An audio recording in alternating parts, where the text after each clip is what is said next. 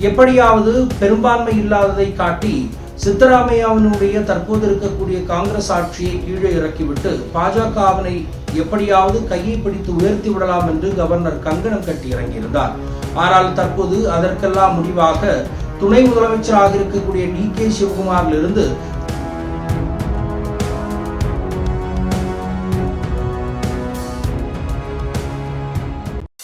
Mister perfect extra gold திருமணமான ஆண்களுக்கு திருப்பு முனையை ஏற்படுத்தும் ஹலாலான இயற்கை வியாகரா.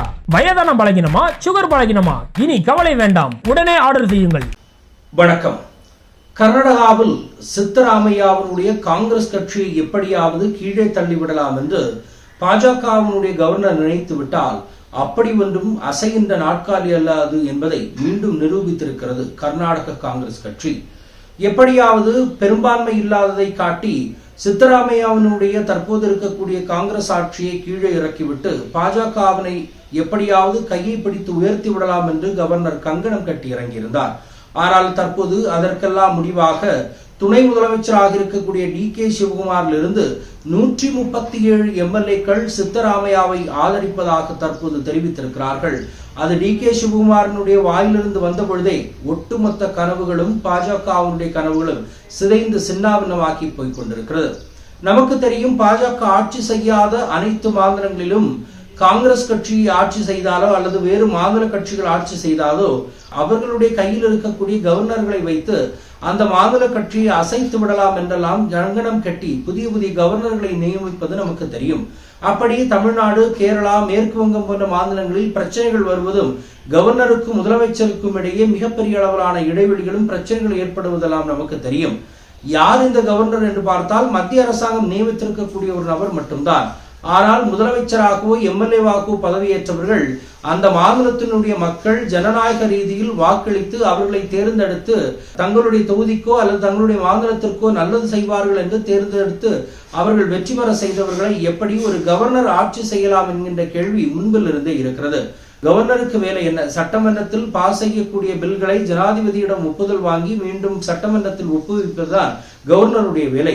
ஆனால் தற்போது கவர்னரை ஒரு மிகப்பெரிய ஹாஸ்டல் வார்டன் போல் சித்தரித்து அனைத்து முதலமைச்சர்களையும் தங்களுடைய கையகத்திற்குள்ளாக கொண்டு வர வேண்டும் என்கின்ற தொனியில் தற்போது கவர்னர்களை ஆட்டி வைத்துக் கொண்டிருக்கிறார்கள்.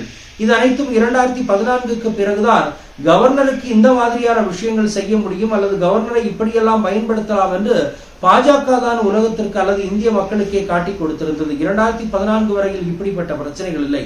கவர்னர்கள் இருப்பார்கள், அவர்கள் அவருடைய வேலையை செய்து கொண்டிருப்பார்கள், ஒட்டுமொத்தமாக சுமூகமாக சென்று கொண்டிருந்த போது தற்போது கவர்னர்களை வைத்து எப்படி மாநில ஆட்சியை கவிழ்ப்பது, எப்படி பல பில்களை மிகப்பெரிய அளவில் தேக்கி வைப்பது போன்ற விஷயங்களை கவர்னர் மூலமாக செய்து கொண்டிருக்கிறார்கள். அப்படித்தான் கர்நாடக அரசாங்கத்தில் சித்தராமையா அரசாங்கத்தை ஒட்டுமொத்தமாக கவிழ்த்து விடலாம். உட்கட்சி மோதல்கள் இருக்கின்றன. டி.கே. சிவகுமாருக்கு சித்தராமையா முதலமைச்சராக இருப்பது பிரச்சனையாக இருக்கிறது என்றெல்லாம் மிகப்பெரிய அளவிலான புரளியை கிளப்பிவிட்டு இவருக்கு பெரும்பான்மை இல்லாமல் நிரூபிப்பதற்காக பார்த்த பொழுது டி.கே. சிவகுமார் தான் முதல் முறையாக நான் சித்தராமையாவிற்கு ஆதரவு அளிக்கிறேன் என்று கூறி முதல் முறையாக வாய் திறந்தவர். அதன் பின்பு 137 எம்எல்ஏக்களும் தற்போது சித்தராமையாவிற்கு ஆதரவு தெரிவித்து மிக பெரும்பான்மையுடன் மீண்டும் ஆட்சி அமைக்கலாம் என்கின்றதை சித்தராமையா மறுமுறையும் அங்கே நிவர்த்தி செய்துள்ளார். ஒட்டுமொத்தமாக ஒவ்வொரு மாநிலத்திலிருந்தும் கவர்னர் ஆட்சிகளை நீக்கிவிட்டு அங்கிருக்கக்கூடிய மாநிலத்திற்கான ஆட்சியை அளிப்பதற்கான அல்லது அவர்கள் நினைக்கக்கூடிய அவர்களுடைய மக்களுக்கு நினைக்கக்கூடிய விஷயங்களை நினைக்கக்கூடிய திட்டங்களை உடனடியாக செய்து முடிப்பதற்காகவும் கையெழுத்திட்டு உடனடியாக அந்த பில்லை பாஸ் செய்வதற்குமான விஷயத்தை கவர்னரிடம் அதிகாரத்திலிருந்து பறித்து அது மாநில அதிகாரத்திற்குள்ளாக கொண்டு வர வேண்டும் என்பதுதான் தற்போது அனைவரிடம் இருக்கக்கூடிய ஒரே குற்றாக இருக்கிறது. பொறுத்திருந்து பார்ப்போம். இந்த நிலைமை மாறி மாநில ஆட்சிக்கு மாநில அதிகாரங்கள் கொடுக்கப்படுமா என்பதை பொறுத்திருந்து பார்க்கலாம். மற்றொரு சந்திப்போம். நன்றி, வணக்கம். மை நேம் இஸ் ரெட் சேனலை சப்ஸ்கிரைப் பண்ணிக்கோங்க. அதுக்கப்புறமா பக்கத்துல இருக்கிற ஜாயின் பட்டனை கிளிக் பண்ணீங்கன்னா ஒரு நியூ பேஜ் ஒன்று ஓப்பன் ஆகும். அதுலயும் ஜாயின் பட்டனே கிளிக் பண்ணிக்கோங்க. அதுல பாத்தீங்கன்னா credit card, debit card options இருக்கு. இதுல உங்களுக்கு விசா, மாஸ்டர் கார்டு, ரிப்பே அப்படின்னு 3 ஆப்ஷன்ஸ் கொடுத்துருக்காங்க.